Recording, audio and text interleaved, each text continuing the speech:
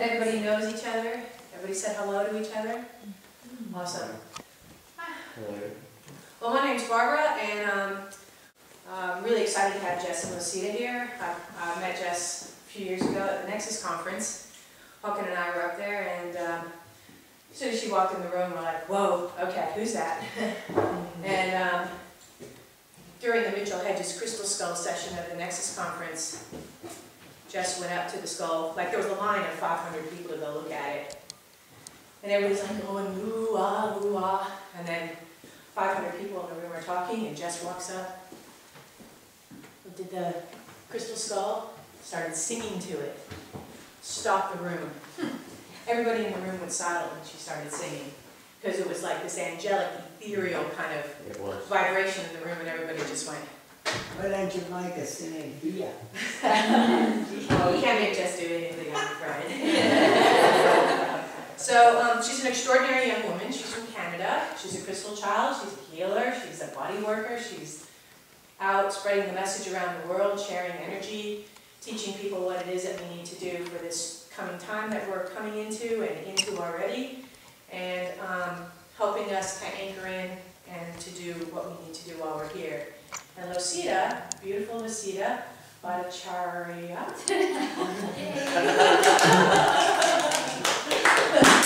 I've been practicing that name for about 4 days now.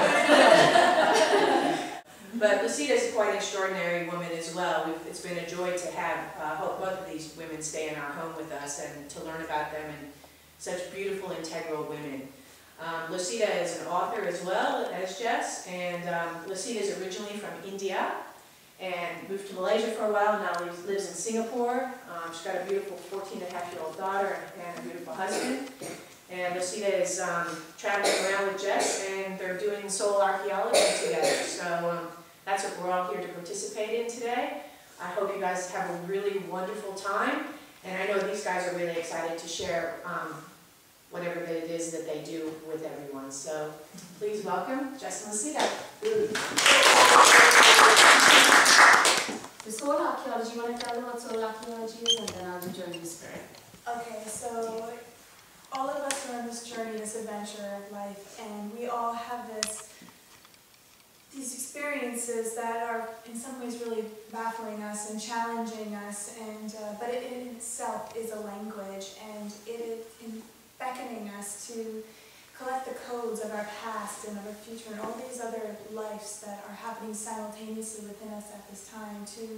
The only way to make sense of it is to go inside of ourselves and do the soul archaeology, to sift through the rubble and the dirt and the mess in order to understand that these are actually gifts, so finding our inner treasure, going to that deeper core of ourselves, and then reflecting that out into the world as well. Alright, so the first day, what we are trying to do is we'll do the soul archaeology in terms of our different lives we have led. So we're just going to work with the different questions we have, big ones, small ones. We're going to work with the challenges we have, so that we can, sort of extract the lesson from it. We're going to work with the aspirations. So the questions are what our heart wants. The challenges are usually clues, they're the big clues of what we need to learn and how we need to grow. Aspirations usually, if you are having the aspirations of the heart and not so much from the mind, they actually show us the path of how we can get there. And distinguishing the difference between the two so you can have that clarity as well. And then that kind of boils down to who am I. So the first day we cover that. The second day we kind of explore a little bit of the vertical timeline of where we come from, the stars, and indigo children, and all of that stuff. So we do that so that we can, ultimately everything is for us to converge to a point of now. Our reality is always, always happening in the now. Just like our breath, we can't control our breath. We can't control how the organs function. So it's always happening in a point of now. And a part of us that just knows exactly what to do. Yeah.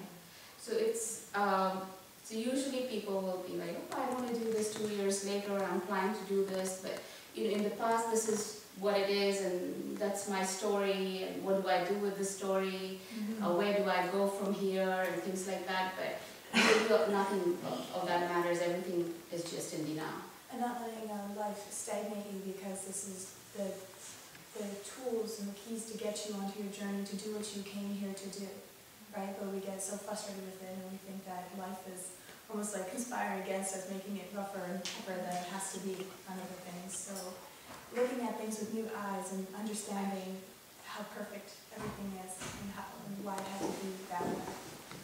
So that's really Journey to Spirit, is the convergence of our horizontal and vertical timelines. So we use all of that information to get to our higher purpose. And when you're in a higher purpose, it's very interesting, because you don't really do anything. You just sit there and go, okay, this is who I am, and then things just flow through you. So, this Australia trip, Bob says, do you want to come here? All right, let's go. Then, somebody else says, do you want to come there? And we go. Most of the time I write my articles and books. Suddenly out of the blue, I just need to sit down and let it flow. So I haven't written my book, it just flows. So it's always like that. So you become this very clear vessel through which all of this consciousness and all of the work just flows. And you get to experience it, observe it, enjoy it, and that's really the journey to spirit. It's the convergence and living really from that space.